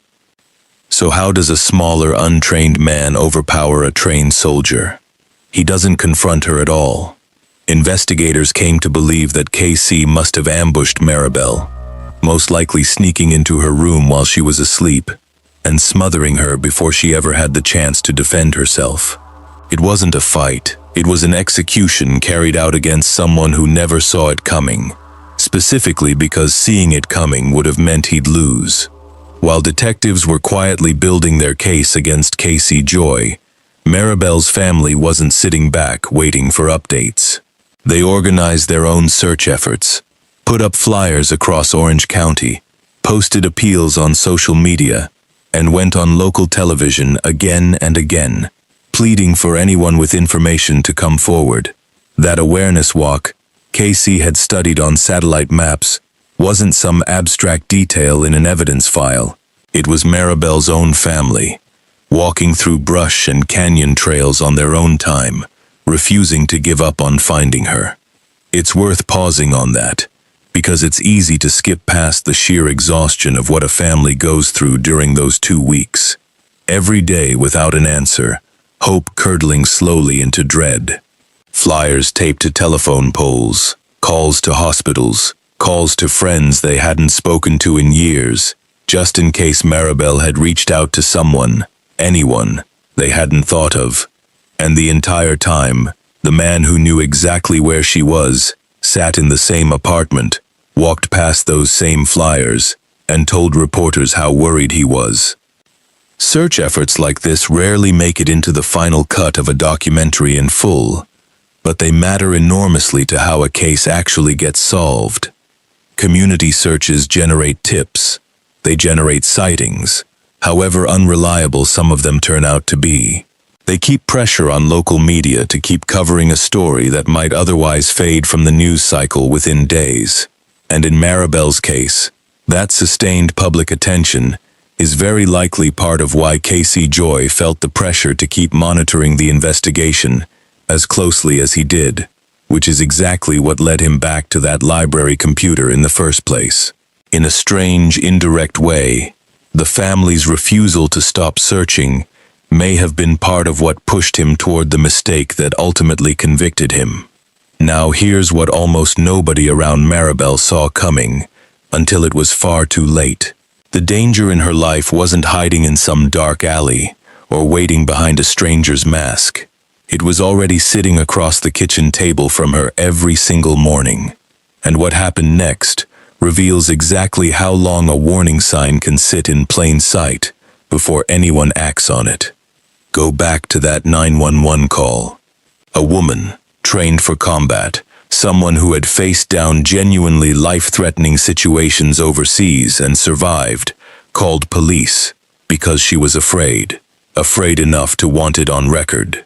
We don't have the full transcript of what was said in that call publicly available, but we know the timing. It happened in the stretch of time leading into that final confrontation over rent.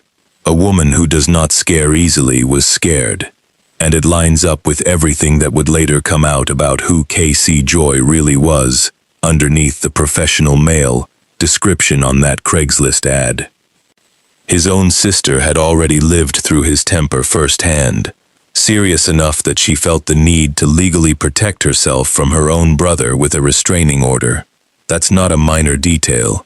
That's a documented pattern of behavior that existed years before he ever met Maribel Ramos. It just took a new home, a new roommate, and a new obsession for that pattern to finally turn fatal. And that's often how these cases work, isn't it? It's rarely the first warning sign that costs someone their life.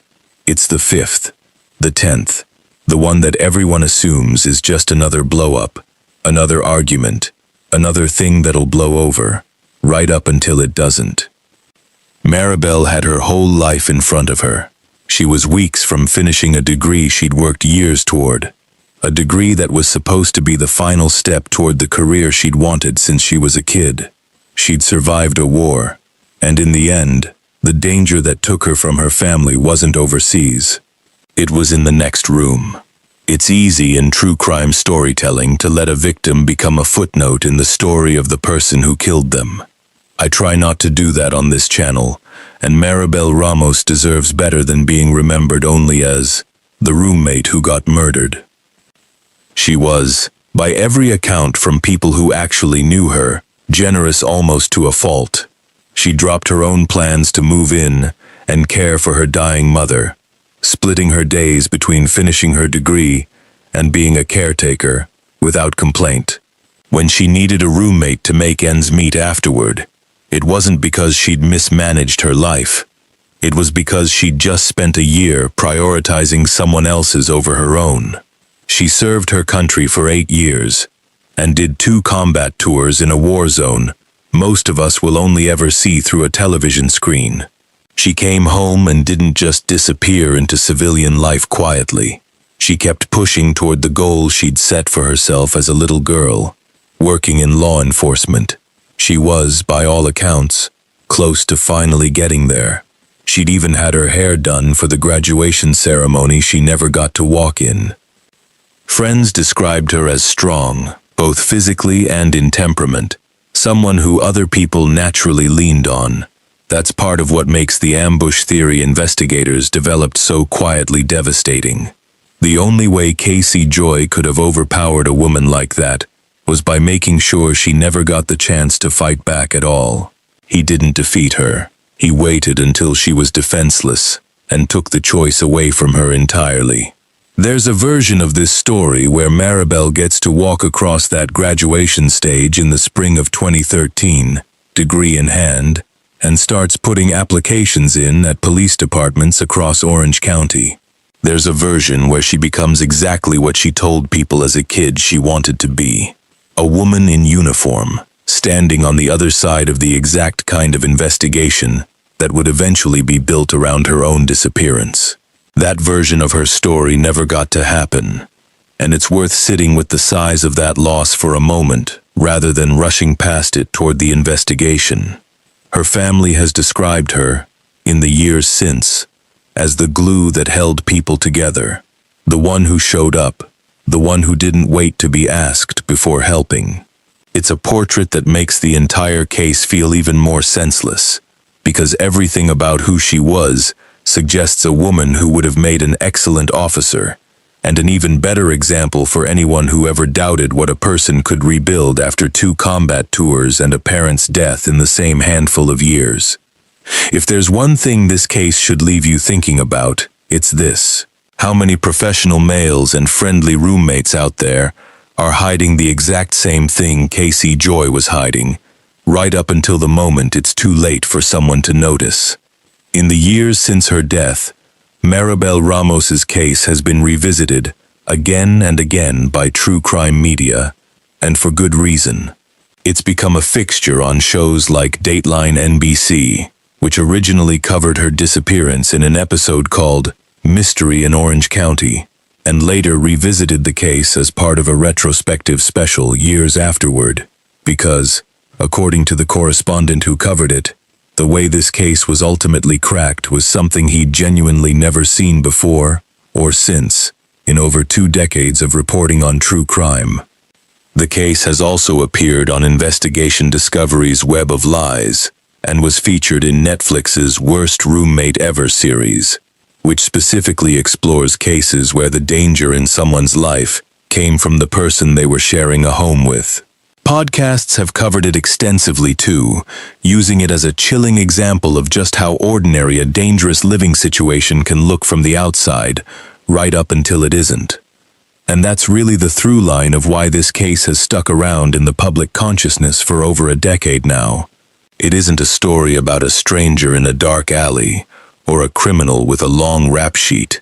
It's a story about a Craigslist ad, a rent dispute, a roommate who smiled at cameras and told reporters how worried he was, while quietly studying a satellite map to protect the one place he needed to keep hidden. What's interesting about the way different outlets have chosen to frame this case over the years is how consistently they land on the same central tension. Dateline framed it as a mystery that took investigators an unusually long and winding road to solve. Netflix framed it through the lens of housing and cohabitation, a reminder that the person you sign a lease with is, statistically, one of the people you're most vulnerable to if things go wrong. True crime podcasts have tended to zero in on the digital evidence angle, treating Casey Joy's library searches almost like a modern-day confession, the kind that didn't exist as a category of evidence a generation earlier. All 3 angles are true at once, and that's part of why this case has had such staying power across so many different formats and audiences. When you step back and look at cases like Maribel's alongside others in the true crime space, a pattern starts to emerge, and it's one worth naming directly, because it might genuinely help someone watching this video. Obsession rarely announces itself as obsession. It shows up first as attentiveness, as generosity that feels slightly too intense, as a person who's a little too invested in your daily schedule, a little too eager to do things for you that you never asked for. Cosmetic surgery to look more appealing to someone who hasn't shown romantic interest. An expensive cruise paid for by someone who was, at the time, apparently behind on rent.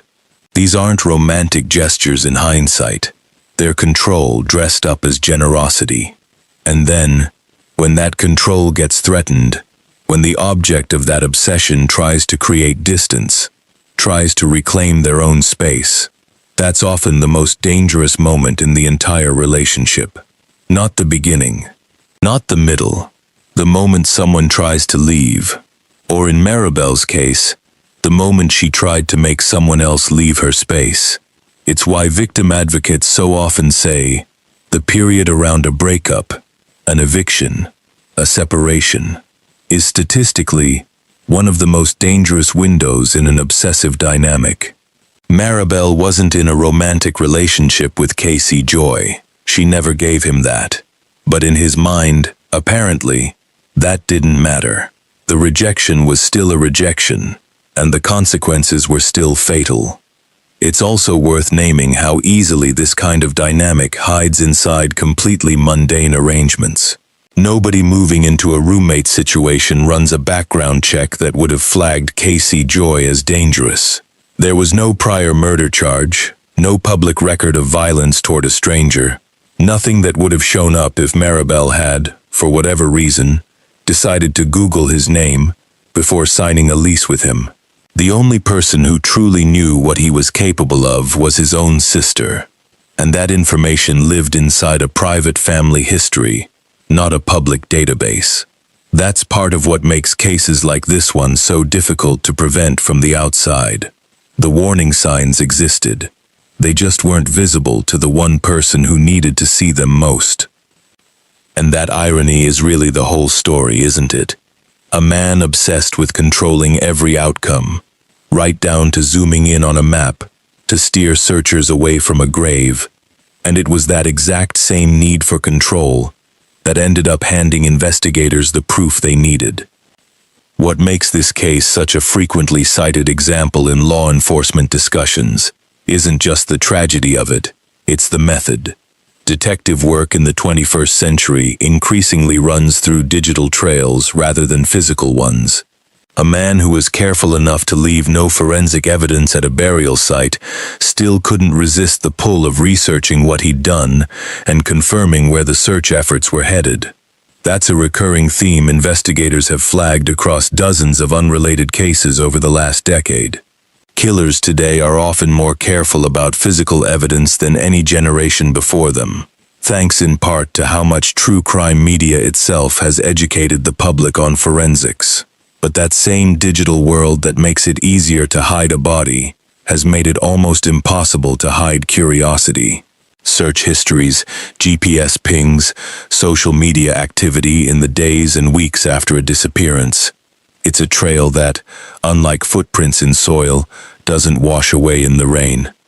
Casey Joy thought a library laptop, checked out under his own name in a public building, was safe. It wasn't. And the very same tool he used to try to protect his secret ended up being the thing that unraveled it completely.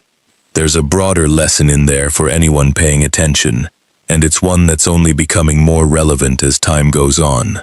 Every search, every map query, every quiet moment of curiosity typed into a keyboard leaves a trace somewhere, on some server, under some account, waiting to be pulled later by someone who knows exactly what they're looking for. Casey Joy grew up in an era where that kind of digital footprint wasn't yet common knowledge for the average person. He treated a public library terminal the way people used to treat a whispered conversation, assuming it would simply evaporate the moment he logged off. It didn't, and it never does. There's one last thing worth sitting with before we get to how this all ended in a courtroom. Maribel Ramos spent her entire adult life training to protect other people. Every choice she made was pointed in that direction. From enlisting, to 2 tours overseas, to a criminal justice degree she was weeks from finishing. And the tragic irony sitting underneath this entire case is that the one danger she couldn't see coming was the one living under her own roof, someone she'd let in specifically because she was trying to make her life work, trying to hold on to her mother's apartment, trying to keep her head above water long enough to finish what she'd started. That's not a detail true crime coverage always lingers on, but it deserves to be said plainly here.